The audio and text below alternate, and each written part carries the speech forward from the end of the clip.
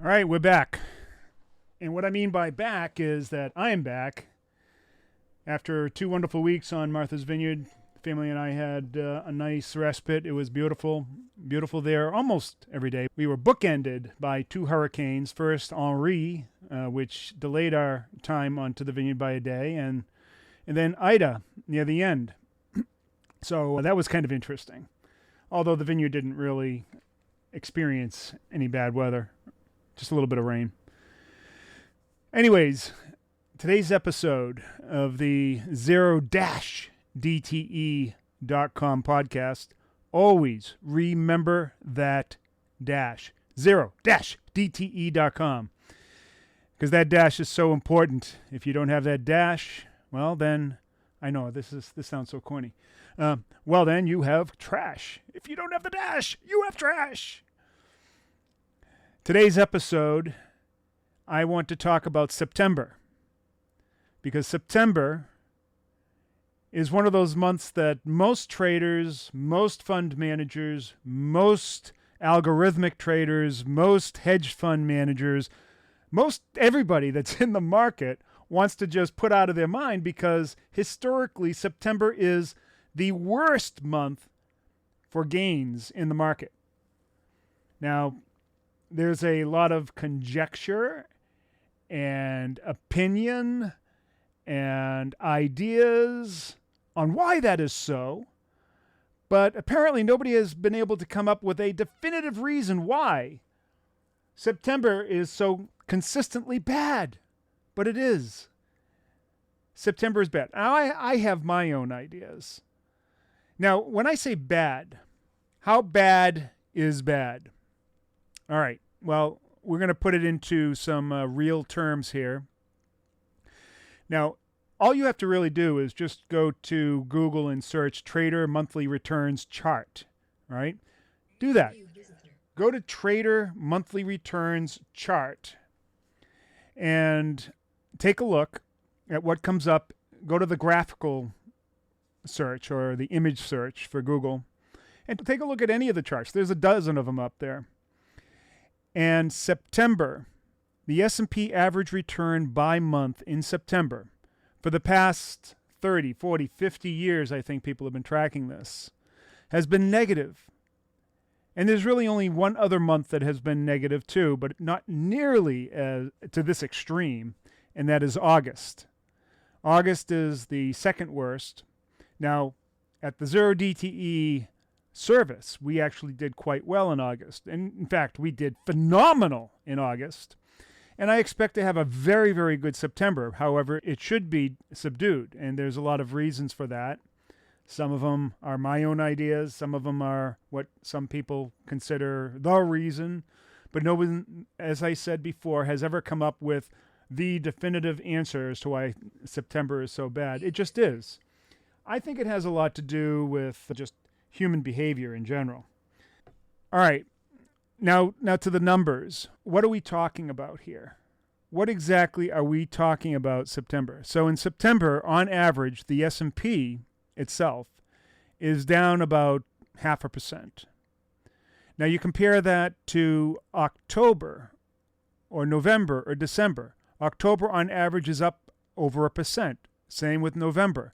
December is the second strongest month, right behind April, which is up nearly 1.5% on average for the past 50 years. Yet September is down. Now, most of the middle months from May to September, May, June, July, August, September, are pretty poor. There's also February that's poor, and I'm not sure why February kind of stands out there. It's like someone has a hand and they cut off the ring finger. But February, for whatever reason, is bookended by great months in January and March. But February, maybe because it's Super Bowl? I don't know. It's the coldest month? I don't know. It's not cold everywhere. and oh, by the way, this behavior of September being so bad is not a U.S. phenomenon. This happens all over the world, everywhere. What is it? It's like a mass psychosis. For some reason, September is just bad. here's my here's my what would you call it? Here is my theory, my hypothesis. So the summer months, it's understandable that there's a slowdown. It's summertime, it's hotter, but it's not hotter on the other hemisphere of the earth, right? So do they slow down during those months? I think so. But I think that a lot of it is that everyone does whatever the United States does, because the United States, being the world's superpower, biggest economic force by far, we're in this hemisphere in summertime. It gets hotter. People go on vacation, they slow down, and that's just the way things are. So as the United States goes, I guess the rest of the world follows. So that's a plausible explanation as to why the rest of the world also slows down with the United States. I mean, it's so apparent too when you look at the market, and there are 4 major markets in the world. There's the Asian market, there's the US market, there's the European market. Well, I guess there's 3 major markets.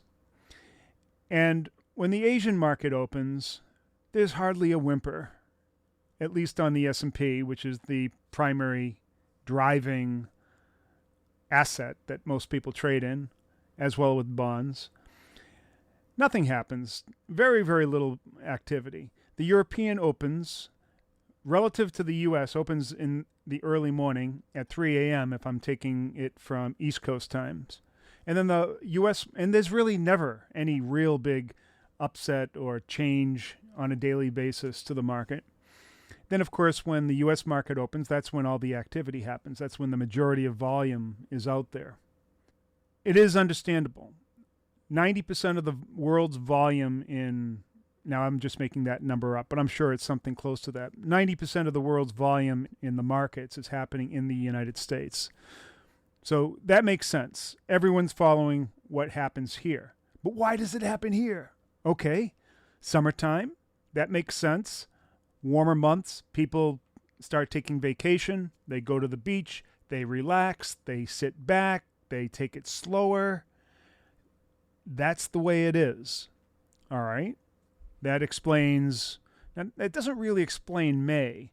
You know, there is that saying, sell in May and go away, right? And then come back in October, which makes perfect sense because it makes a lot of sense.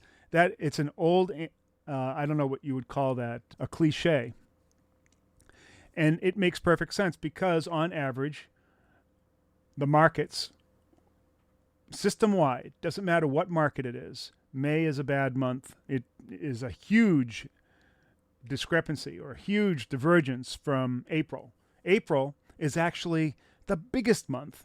So you go from the biggest month to one of the smallest months, just like that. Sell in May and go away. Come back in October.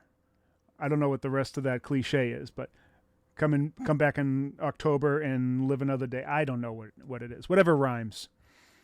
But May and then June is flat for a long time. For 50 years, June's flat. Things pick up in July. Why do they pick up in July? What's going on in July? Could it be the July 4th celebration that sort of perks everybody? I don't know what it is about July, but August, that's when the heat of the summer, I think that's when most people are taking vacation. That's generally when I go to the vineyard and spend time there with the family, and I like to slow down and not work as much. So July is the only other negative month besides September. But after July, after August, that's when everyone's coming back from their vacation. The summer's winding down. Kids are going into school. Maybe funds are rebalancing, reigniting, starting up. Maybe that has something to do with it. So there's a little bit more activity in September. So everyone's sort of churning their cash and trying to figure out where to deploy it as you head into the fall months. Let's see, football season starts in September. Does that have anything to do with it? I don't think so.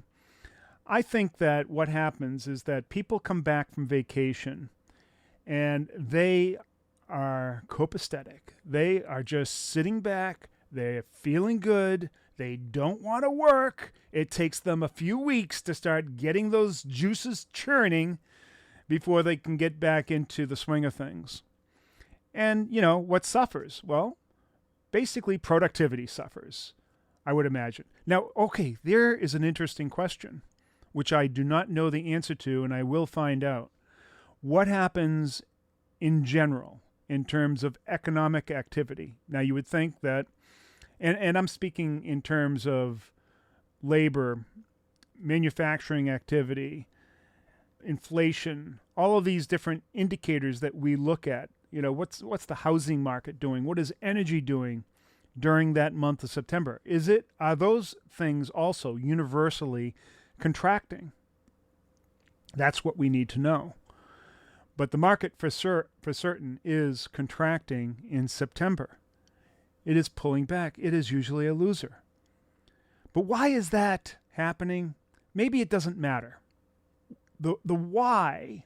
Now I know that you talk to any kind of entrepreneur or anybody that is into motivation and self-help and all this other thing. The why is the most important question. But here, I'm telling you, the why is the least important question to ask. It really doesn't matter why. You just have to accept it. That's the way it is. And the earlier and the sooner that you accept that that's the way it is, then you can start reacting to it or acting in kind. Why be consumed? Why be attached? Here I am with why should you care that the market goes down when all you have to do is live with it, accept it? The market goes down in September, right? So what are you going to do about it?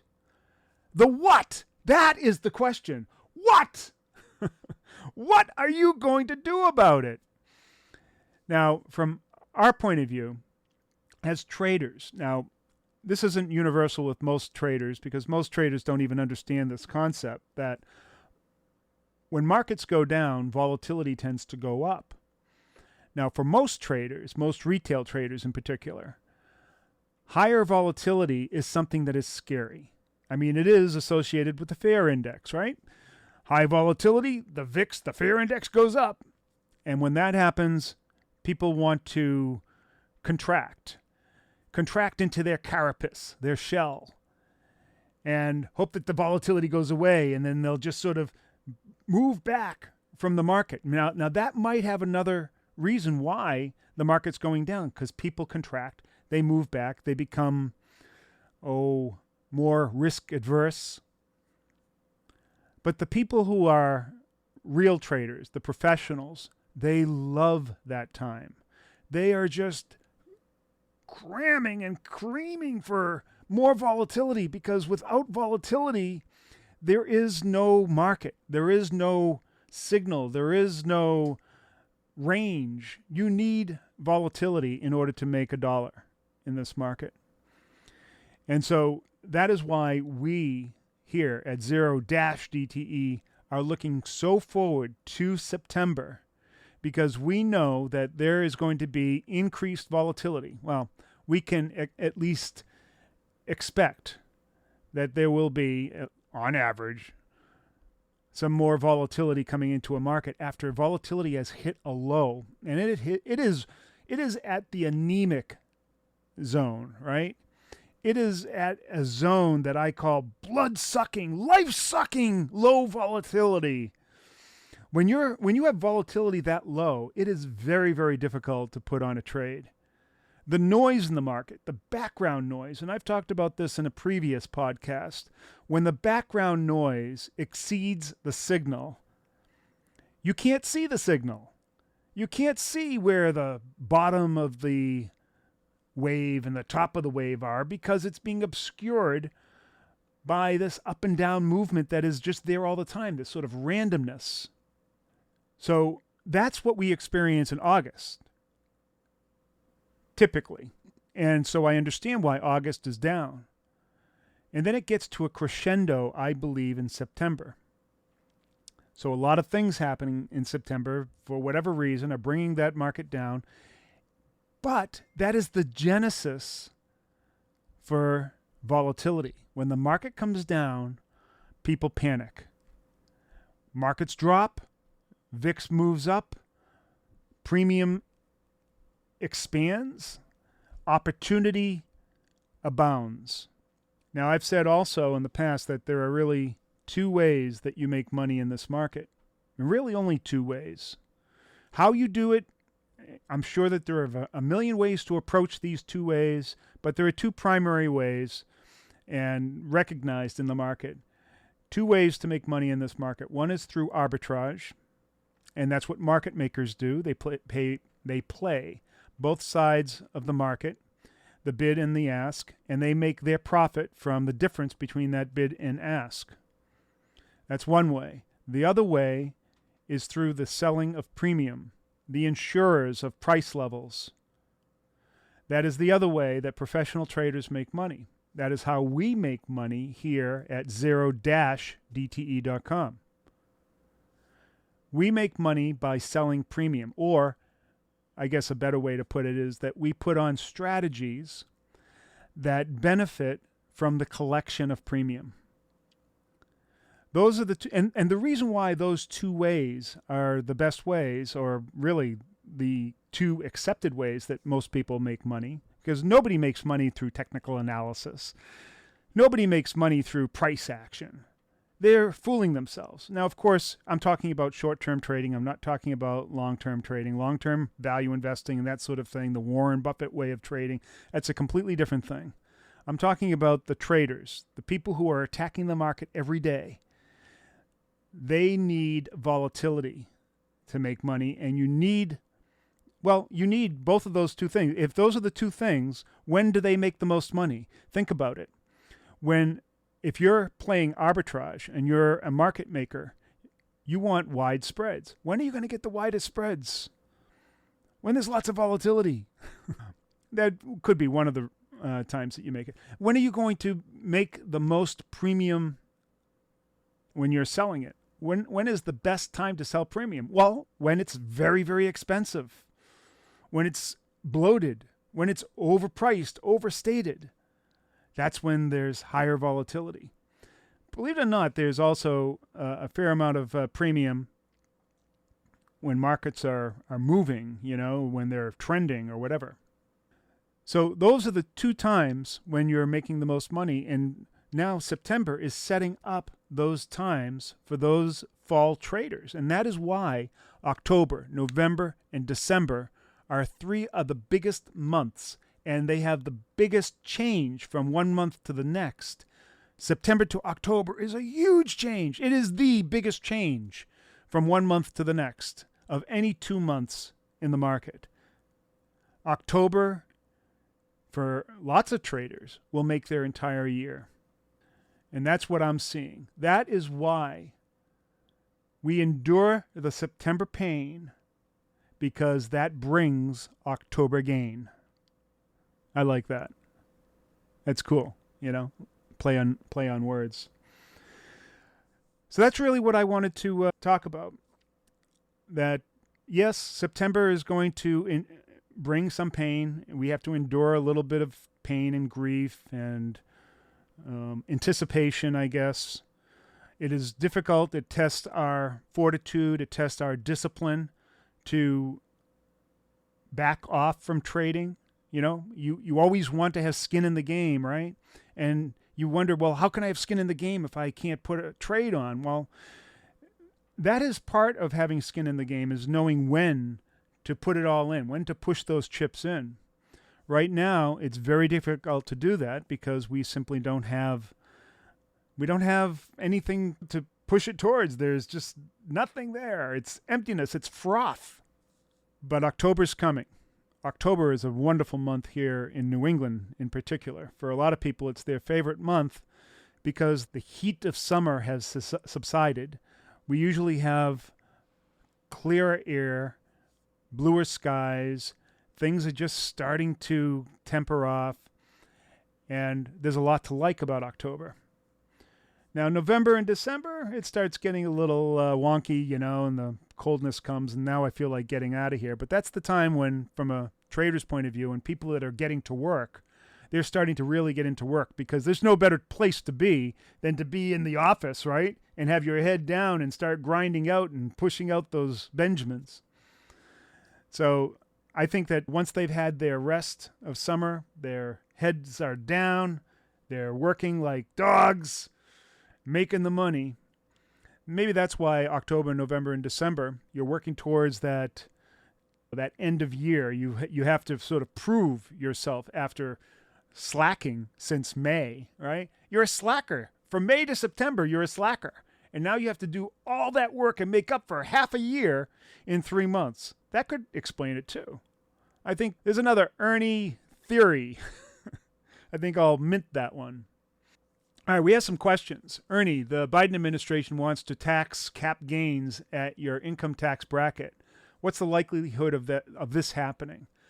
Well, they have control of both the House and the Senate. But I believe that there are too many wealthy people in the Democrat Party, what we call armchair or limousine liberals, that probably are down with that idea from a political point of view, but from a pocketbook point of view are not. So I don't see that actually happening. If they pass a capital gains tax that is at the same rate as your nominal tax rate, it's going to basically kill all investment. Unless that's their plan. Maybe that's their plan, to destroy America. I don't know. It seems unlikely, because it's basically destroying yourself, right? But a cap gains at a nominal tax rate would be the worst. If anything, cap gains should come down to encourage investment. I mean, that is the lifeblood of this country. Let's see, Jeffrey's asking, the market is where it is because that's where it's supposed to be. Well, that is profound, Jeffrey. And the market is supposed to be there because that's where it is. Yeah, I love that circular reasoning. Makes sense to me. Gray Bull saying, it's like my shoe size. I wear an 8, but a 10 feels so good. I buy a 12. You wouldn't believe how big my feet are. I'm a 5'10" guy, average size, right? Maybe a little bit bigger around the waist. But I've got the hands and the feet of someone who's 6'4", 6'5". My foot is size 14, quadruple E. What does that say about me? Oh man, I wish I could fit into a size 12. At least then I could go to the shoe store and there would be shoes for me. But anyways, you know what they say about guys with big hands and big feet, right? That's right. Big shoes and big gloves. All right. Where are we going from here? Where we're going from is to tell you a little bit about the zero-dash DTE strategy. What we do is we sell premium on the very last day of expiration on options for the S&P 500. And we trade both the E-mini futures contract, options on the E-mini futures contract, and options on the SPX index. And we do that with great success. Our returns are really phenomenal. We're using what I call an inversion of risk philosophy, where we put on asymmetric trades. Our style of trading is such that we never really sweat the risk because our risk is so small. And for that reason, we don't manage risk. We manage profit, which is a place where you'd rather be, because we can come into a trade with zero anxiety because we're not sweating that risk and we're just managing that profit. It's a high quality problem to have. So that's what we do. We average about, now this is the absolute truth. I know it may sound a little out there, but our average trade returns about 150% on the risk that we put up, and as high as 2,000%, and sometimes even higher. Those higher ones, what we call pinning the trade, they only happen about 10, 15% of the time. The average trade and anything in between happens the rest of the time. We lose, when volatility is slightly elevated in what we call the Goldilocks zone, only about 15 to 20% of the time. when volatility is super low, our efficiency goes down a little bit, and we're probably winning only maybe 65% of the time instead of 85% of the time.